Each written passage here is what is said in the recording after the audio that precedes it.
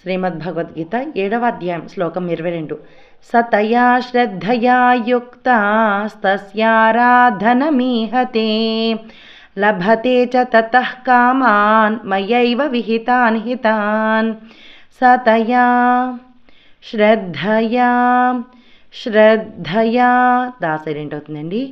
యుక్త కా సైలెంట్ అవుతుంది. యుక్త స్తస్యారాధన సా సైలెంటే తా పలుకుతామండి. ఇక్కడ సా సైలెంటే యాకి ఆకారం ఇస్తాం. స్తస్యారాధన మీహతే లభతే చ తతః విసర్గాల దగ్గర హా సైలెంట్ అవుతుందండి.